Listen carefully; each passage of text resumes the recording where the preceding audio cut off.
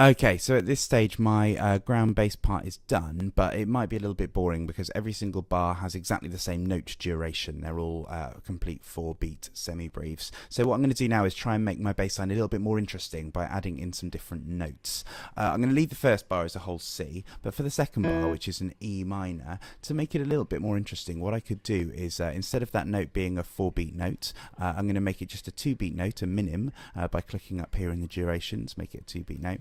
And then what am I going to have for my second note? Well, I've got the chord of E minor happening here, so I can choose any note from the chord of E minor. E minor goes E, G, B, so I'm going to choose a B here. And I think if I put that B here, okay, that will lead us quite nicely down into the A that's coming next. So I've now split this bar up into an E and a B, both of which are notes from the chord of E minor. So I haven't changed the chord that's being played. I've just made the melody of the bass line a little bit more interesting.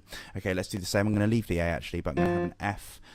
Let's put something else in here. I'm going to put an A in there as well, which is another note from the chord of this part here, which is an F chord. So F major is F A C. Let's put an A in there. There we go. Made that a little bit more interesting. Let's leave the G as it is. Let's go to my C. Now let's make this one a little bit more interesting. Let's put a half note in there. Let's now put in a G up here. And actually what I'm going to do to make this one even more interesting is I'm going to go down to a crotchet here. So I've got a G, C, G, all from the chord of C major, and I'm going to put an E note in here as well, which is also from the chord of C major. So these three notes here are all from the same chord. I haven't changed the chord. I've just used some different notes from the chord, and that should lead me nicely down onto the D. Let's just put in one more note there to keep the momentum going. Let's put in an A here, which should lead us down to the G. There we go. Now I've slightly edited my ground bass pattern. It's still exactly the same chord sequence, but it's got a few new notes in there. Let's have a listen to it. Here we go.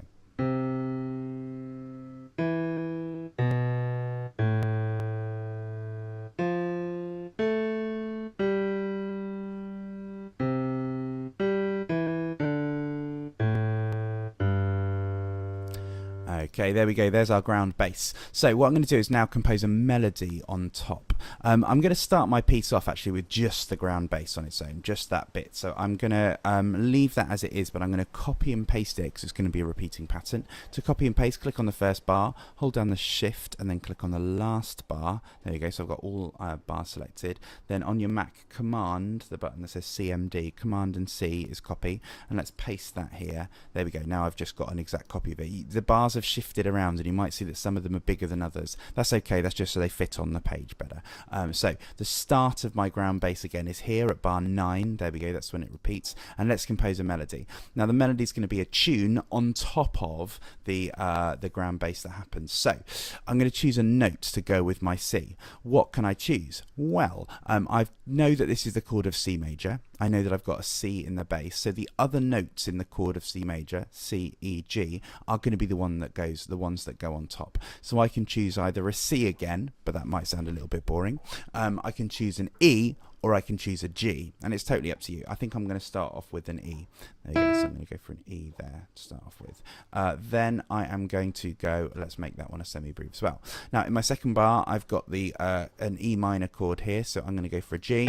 Let's make that half note, and then on top of this one, I'm going to put in a B, which is another note from that scale as well. Or in fact, I've got a B in the bass actually, so maybe I'm going to go down to an E instead. There we go. So I've started to put in some notes on top of these, making sure that every one I choose fits with the chord, and both of those fit with the E minor chord. My next chord is an A, so I've got A, C, or E.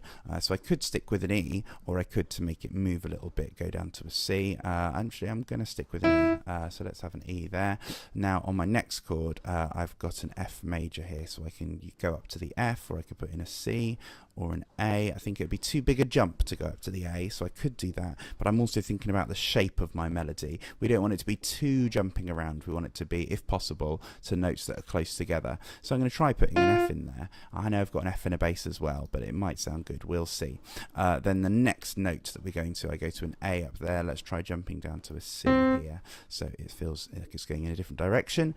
Then I've got a G chord, so G, B, D. I think D is the closest strings actually, so I'm going to go to a D there, and then finally in my next part here, I've got the notes, the chord C major. So let's go to an E, because that's nearby, note in the chord of E major. And again, I'm thinking about what notes are close, because notes that are close by always sound quite nice melodically. But I want to make that one a half note, so I can put in some more notes on top of here. I've just randomly dotted in a C there, but let's do it, that might work. And then let's make that a note here, and then I'll go down to a G there we go. So they should all fit together. Finally, I've got a chord of D here, so that's D, F, A. Let's go to an A. Let's go up to let's go down to an F, and then we're going to finish on something in the key of G, in the chord of G. So you've got G, B, D. Let's go up to a D. Right, let's have a listen to it and see what it sounds like. So I'm going to go from the start of my melody here. If you want to play not just the whole thing, you can actually click on this little mini play button above the bar. Let's have a listen. Here we go.